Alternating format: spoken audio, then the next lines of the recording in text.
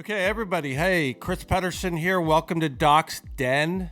This is my new podcast focused on everything from sports to technology to mental health. During the pandemic and lockdown, I listened to a lot of podcasts and did quite a bit of reading on just new content that's coming out, and really felt like I had a lot to share and wanted to get in the game. And so that's why I started Doc's Den. Unfortunately, during the podcast, I lost two friends to suicide, and that actually drove me a little bit to get the message out that, you know, mental health is tough as well, and just talking about it is hard. And so I feel like I have a lot to share about my story, let alone others, and just have some good insights that can hopefully help someone else. And that's why I'm excited about Doc's Den. And a shout out to a family friend named Luke Dagoni for helping come up with Doc's Den and actually helping promote the podcast. And he's been a good friend of my son's for a long time. So thanks to Luke for coming up with the name. I actually pondered a name for like 3 days, and finally he just blurted this out. And I said, oh, okay, that sounds good. But yeah, I'm excited. I'm going to start off by having one episode a week. And right now I'm going to have a guest on typically for about 15 to 20 minutes every week. And we'll have different topics each week. I appreciate it if everyone could give a follow and a like on YouTube or Twitter, wherever you're following. I appreciate it. And look forward to future podcasts coming out here soon. Again, probably shooting for one per week. And as things ramp up, maybe one more. So appreciate you following, listening, and appreciate your support. Okay? Take care, everybody. Thanks. Bye-bye. We're going to get this kicked off here. Thanks for everyone joining. Today is episode 1 of Doc's Den, official kickoff to my podcast. I want to thank everyone for joining. Today, my guest of honor, which I'm very excited about, is Brandon Huffman from 247 Sports. I got to know Brandon Huffman when my son was getting recruited during high school at Sarah High School in San Mateo. And Brandon was seen as a messiah at all these 7-on-7 tournaments. And parents and kids would flock to him like something out of a Harry Potter novel. It was crazy. And so I said to myself, who is this guy and how do I get to know him?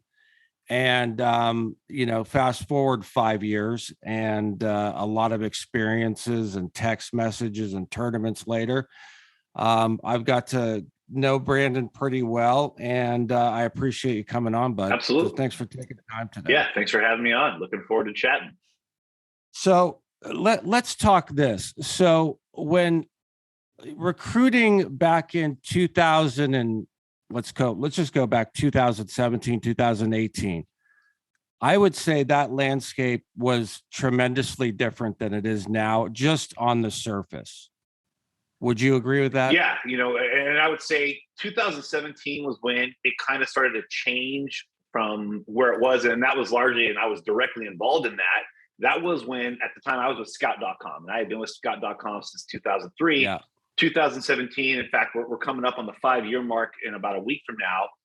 Scout, our former CEO, who bankrupted the company, and oh, that's right. That's right. We were. I'm so glad you brought that up. I love bringing it up. He bankrupted the company, and so yes. CBS bought us out of bankruptcy.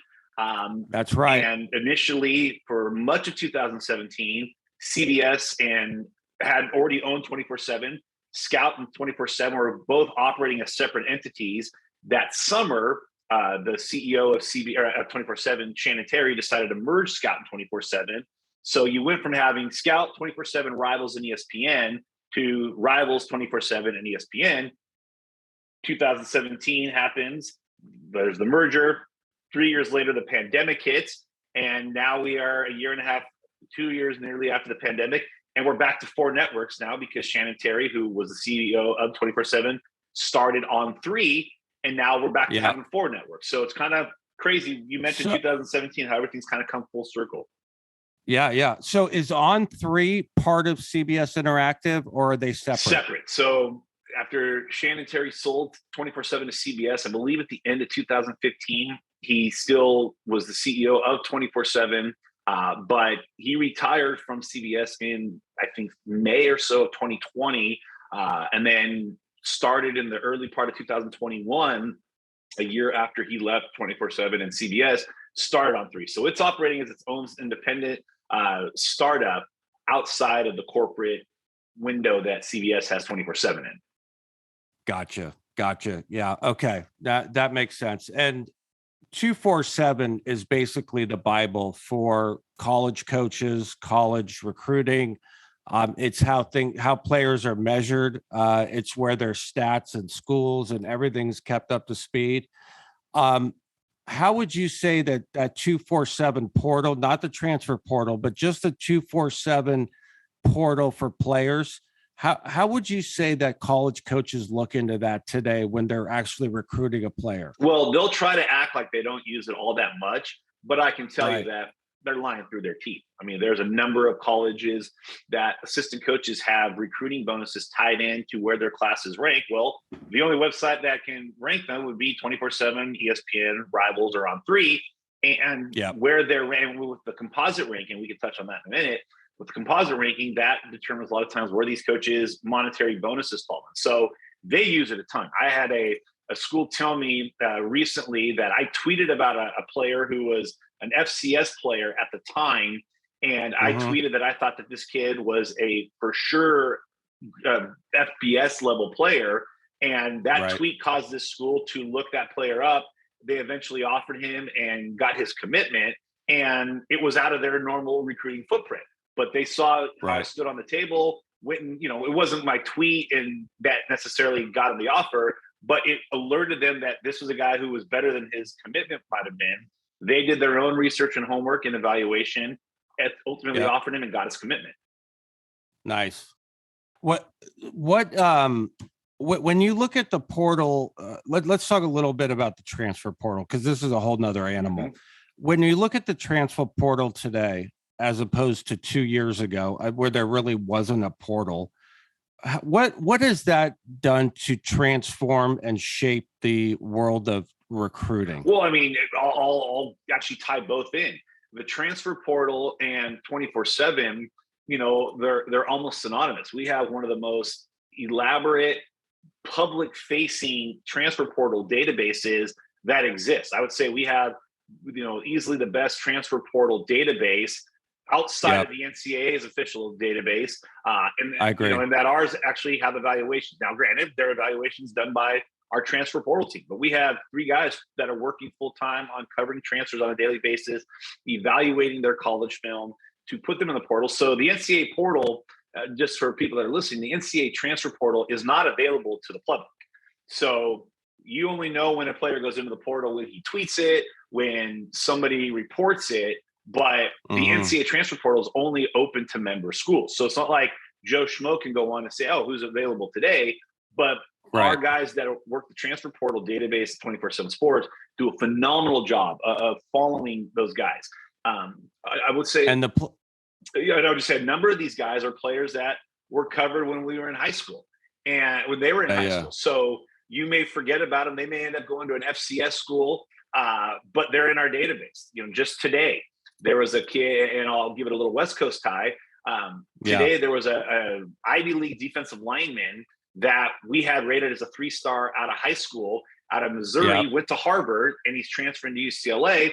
You wouldn't think necessarily, but our database, our high school database is so deep and especially on the West Coast, where we have a number of FCS players in it. So when they go into the transfer portal, boom, you could find out what this kid was rated in high school. You could watch his high school film, and the transfer database or the transfer portal database.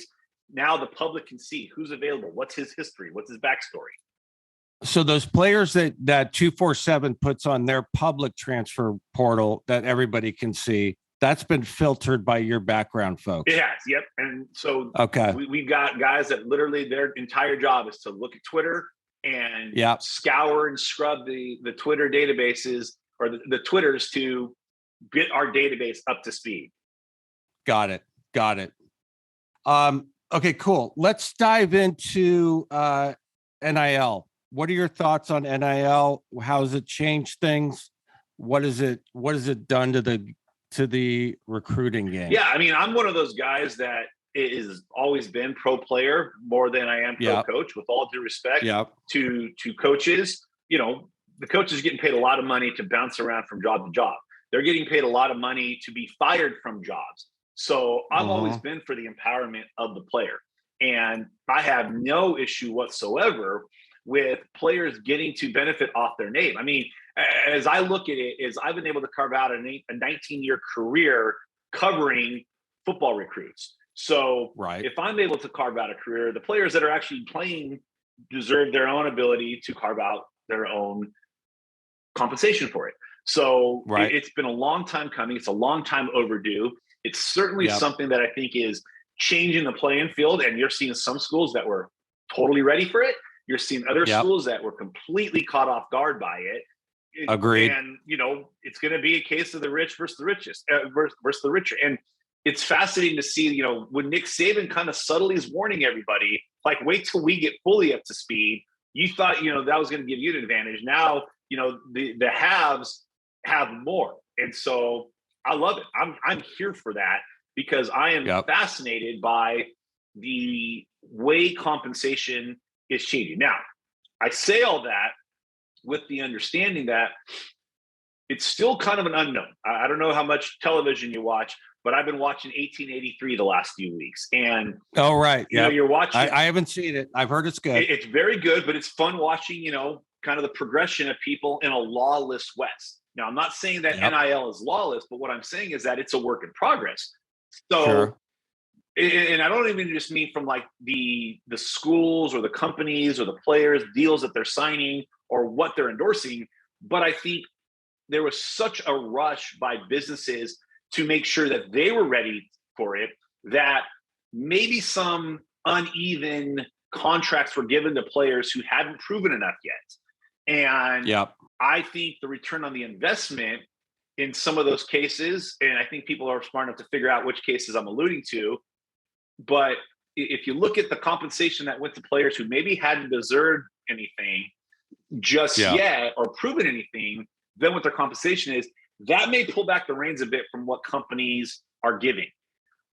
On the flip side, you may see some companies saying, hey, there's no such thing. Bad publicity is still publicity. And even if they sign a player, they compensate him to represent them, he goes out and lays an egg. Everybody keeps talking about how, well, this company, you know, signed this player. Well, that company is now getting free advertising for their business every day. When somebody says, you know, let's say Disney gave Joe Smith $500,000, even though he hasn't started a game. Well, every time Joe Smith throws an interception, people keep talking about how Disney spent $500,000. And you know who's laughing at the bank? The advertising, the promotions guys at Disney. Like, thank you for that free mention. Thank you for that free mention. Thank you for that free mention. Yeah, of course. That's great. And I've just seen these deals take off since it was announced. I mean, they've been so creative where, you know, the University of Texas announced where all their offensive linemen are getting deals when they sign. I mean, you could go on. Yeah. You know, one question that I was posed by 3 or 4 different players that I promised them I would ask you is, what would be your best advice to a junior college player in their first year or second year looking to get their offers or get an offer and make a break? What advice would you give to them? Here's what I would say first. Get your AA as soon as possible. Get it stat. because the more eligibility that you have when you transfer, the better your options and choices are going to be when it comes to transferring. And that's largely because the NCAA transfer portal has changed the game. Now I can go find a graduate transfer if I only need a 1-year stopgap. Now I can go find a regular transfer if I need a 3 or 4 year stopgap. But if you're a JUCO and you only have 2 years to play your 2 years, you're not going to be as desirable as a guy who may have 4 years or a guy who has 1 year. So the quicker you get that AA, the quicker you can transfer, the better your options are going to be. There's been a lot of people that say, well, JUCO recruiting is dead with the transfer portal. I don't believe it. Now, what I would say is it's a lot more difficult than it was 5-10 years ago before there was a transfer portal. But, just look at where you're at. CSM, City College San Francisco, sent a number of guys out to Power 5 schools, to G5 schools, to FCS schools. And constantly. So you have two of the premier JUCOs in the country. And, the California JUCO system is different than the rest of the NGCAA, but you have City College and CSM that are both probably responsible for 80% of the Northern California JUCO transfers to the next level. And it's about getting to the right school, but also making sure you're taking care of it academically so you can get the heck out of there as quick as possible. Yeah, I'm sure you saw, just talking about a couple players that you and I both, Luke Batari got a first couple, he got a PWO, and I think he got one offer. I'm not sure, but I was really excited for Luke. Such a great kid. I coached him when we were in Pop Warner, and it just salt of the earth. And I know 3 or 4 other great players up at CSM, 5 or 6 at City College that I just know these kids can play football, and it just depends who's going to take a chance on them. So yeah, that's great input on JUCO route. And I know that there's a lot of talent out there. It's just a matter of them getting identified. Just a few more minutes, Brandon, but just share with me on your front. Are there a lot of new companies getting into the recruiting game besides On3 and on the 247? But I'm just seeing all these new like West Coast preps pop up and prep red zone, and there's just companies flying out of the air. I mean, is there a lot of new guys getting in the game? There are, and I think because the way we consume media nowadays is probably responsible for that. I mean, I've been doing recruiting on the internet since 2003. And at the time, there were only 2 websites covering recruiting, Scout and Rivals. And, there's a whole backstory there of how Scout was the original Rivals and blah, blah, blah. But you have other startups that are starting up. And, I remember when people said The Athletic was not going to work because, it wasn't going to use video. And then we saw companies try to pivot just to video. Everybody consumes media in a different way. And so I think there's the opportunity for new sites. And, the reality is parents want to read about their kid. So if you're writing about their kid, they're going to pop their credit card into a website that's going to write about their kid. The one thing about 24/7 that we differentiate ourselves from a lot of these pop-up sites is that you don't have to pay for our rankings. You don't have to pay, you can get listed in our database just by having a huddle film. We usually will evaluate it, but a lot of websites, you have to pay to get a ranking from them. That doesn't happen at 24/7. Everything we've done for the player rankings is free. It's free to the consumer. It's free to the athlete.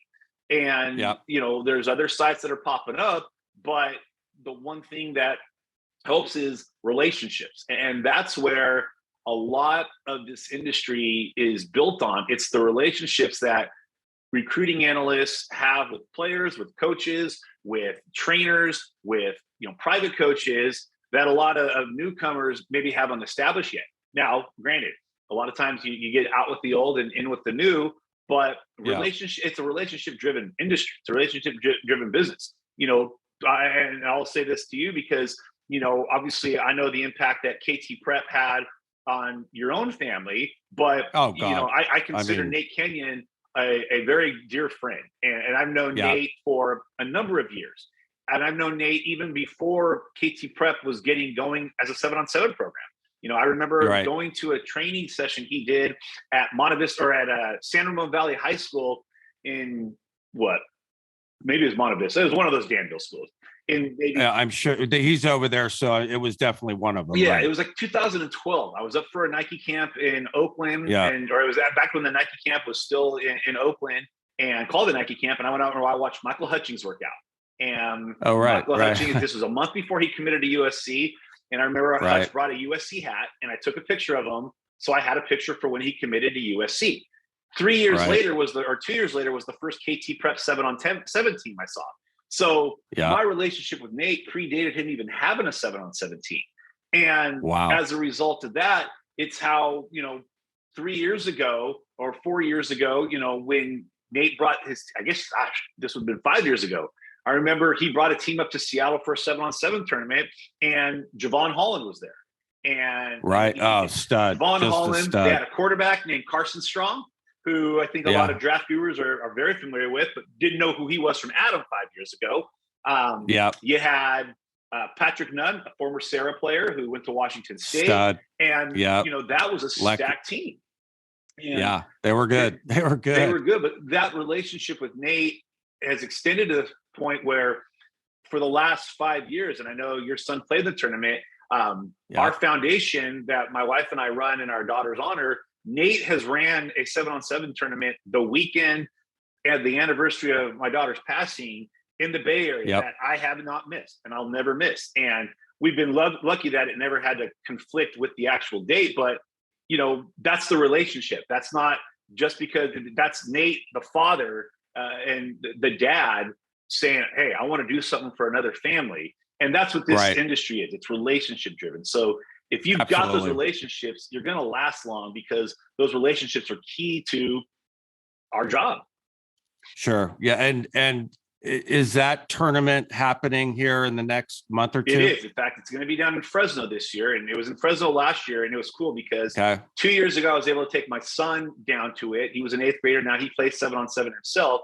Last year, I was able to take my older daughter down to it. And it's been a great event. It's going to be on February 12th in Fresno. And so it's centrally located. So a lot of Southern California teams will come up. A lot of Central California teams will play, and then Northern California teams will play. And, I've never missed one of them. And, another good friend of mine is Terrence Leonard at TMP Elite, a dear friend in Dayton. Terrence used to co-run the event together. And, it's funny because I always joke, with Terrence, he's won the tournament twice. His teams have won it twice. KT has, they've come up short. They put the event on, but they keep coming up short. So, one of these days they're going to break through. All right. That's awesome. And I'm going to make an announcement that Doc's Den will be making a donation to the Avery Foundation as well, because we appreciate you, everything that you've done for all the kids on the West Coast alone, let alone my own son. I could tell you hands down that you've had an influence on my son's college and getting to an offer for scholarships. And so I appreciate you. I appreciate everything you've done for the industry. And I really appreciate you coming on today to give me 20, 30 minutes of your time, Brandon. You're an amazing man. And we appreciate you and can't wait to see what's left in the future. Thank you. Thank you for the donation. Thanks for having me on, and thanks for letting me chat. All right, brother. You take care. And I'll be sending this out when Sammy's getting done editing. We'll send this out on Twitter and YouTube. Okay. Perfect. Thanks so much. Okay. Take care.